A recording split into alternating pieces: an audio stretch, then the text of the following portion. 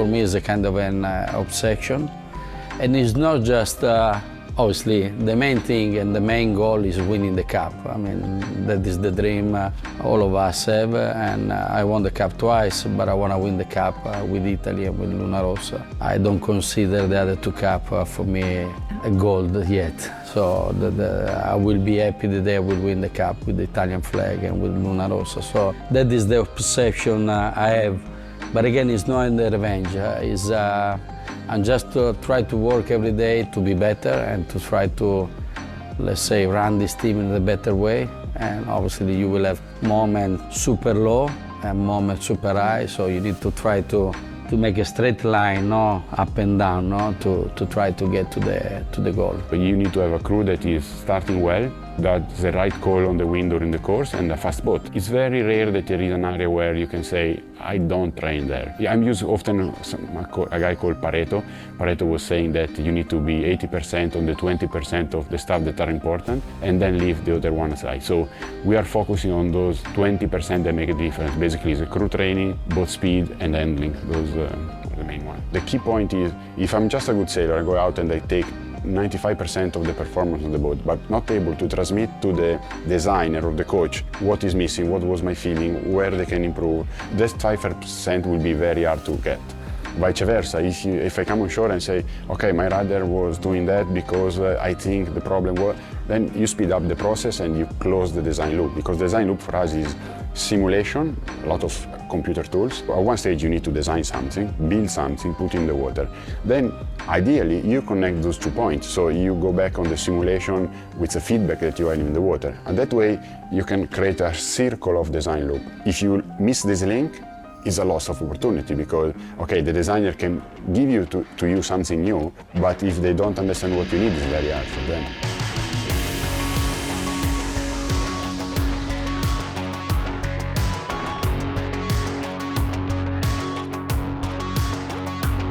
The big difference in the last 3 Americascup, 4 Americascup probably, is now you are sailing with boundary.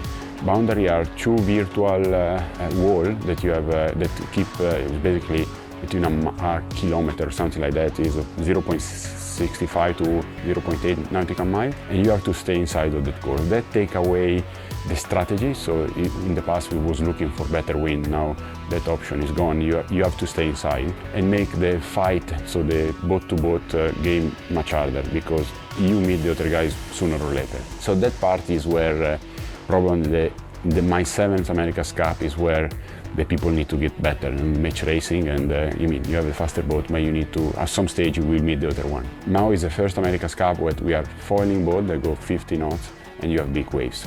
How much the waves are going to be on the Americascup, we still don't know the rules. What is probably the biggest challenge is when you have waves and you don't have wind. I mean, when it's very high wind and very high wave, is a safety problem, and probably the management of the Americascup will call it. The problem is when you have waves and no wind, that is not a problem of safety, it's just a problem of technique and how you deal with the takeoff and start foiling, etc. So big waves and no wind is an open field for learning for everybody. Nobody has this experience. From 2021, LunaRossa is part of the Prada group, and I think that is a strong synergy for us, because obviously we have on our shoulder and on top of us such a big group like that. So the team of 2021, basically 80% of the team member is still here, and we just replaced, so add new asset in terms of human resource and so on to try to make a stronger team. If you are giving continuity and momentum to the group to start to work together and thinking in the same way, create the same mentality approach, no? Because that is a key element for the team. And I think it's one of the strengths of Team New Zealand. The end Team New Zealand changed name according to the new sponsor coming in and out, but the core group is there for more than 20 years. And I think this is what is really making the difference at the end in this game. Team New Zealand, obviously, they're very good, so they for sure they have something in the pocket still. But because they sold the design package to the French team, the boat is what we saw. We saw observation before, and we see the boat in the water. The good thing is nothing crazy. It's not this time in the Americascup there is no one boat you say, oh, they are so different that they are scaring me.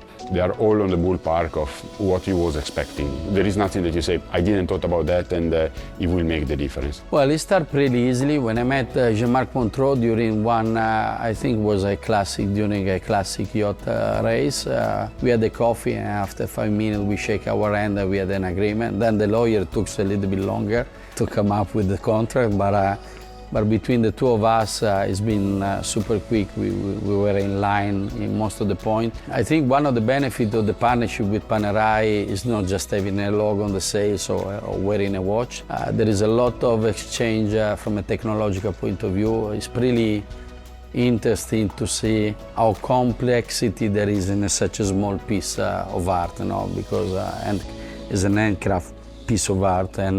And we spend some time with them, with their engineer, to see if there is anything we can add to our boat in terms of mechanism and system applied to the watch.